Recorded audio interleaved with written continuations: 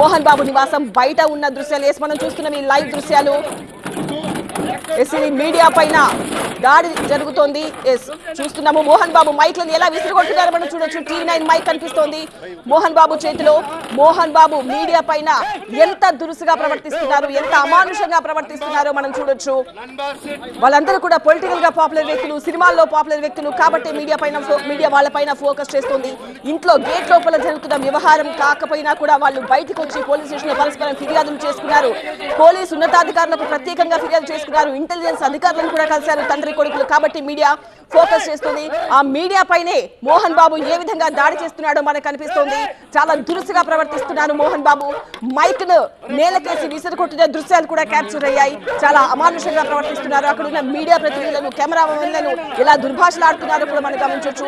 మోహన్ బాబు మాత్రమే కాదు, అక్కడ ఉన్న సెక్యూరిటీ సిబ్బంది, అక్కడ ఉన్న వాళ్ళ మనుషులు కూడా మీడియా పైన విరుచుపడుతున్నారు.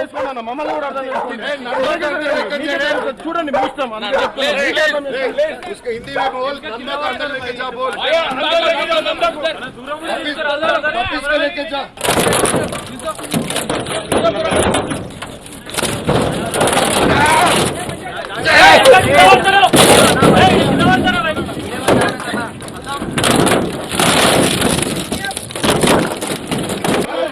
जूम करो रे, जूम करो।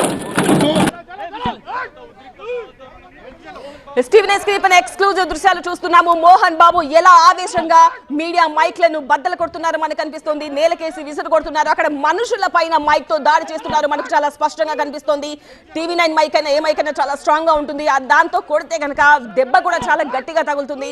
మనం చూడొచ్చు అక్కడ ఉన్న వ్యక్తి వెనుతిరిగి వచ్చేస్తున్న దృశ్యాలు కూడా మనకు కనిపిస్తున్నాయి. కొంతమంది లేడీ రిపోర్టర్స్ కూడా అక్కడ ఉన్నారు. అవన్నీ కూడా గమనించకుండా ఎంత దురుసుగా ప్రవర్తిస్తున్నారు అన్న విషయం చాలా స్పష్టంగా టీవీ9 స్క్రీన్ పైన మనం చూడొచ్చు. మీడియా పైన మోహన్ బాబు దాడి. టీవీ9 స్క్రీన్ పైన ఎక్స్క్లూజివ్ దృశ్యాలు మనం చూస్తున్నాము. మీడియా పైన మోహన్ బాబు ఎంత లెజెండ్ వ్యక్తి, అతను ఎన్ని సినిమాలు చేశారు, ఎంత హీరోయిన్ చూపించారు సినిమాలో. బట్ నిజ జీవితంలో ఆయన మీడియా పైన ఏ స్థాయిలో దాడి చేస్తున్నారో మనకు కనిపిస్తోంది. మైక్ తోనే అక్కడ ఉన్న మనుషులను ఎలా కొడుతున్నారో కూడా మీరు చూడొచ్చు.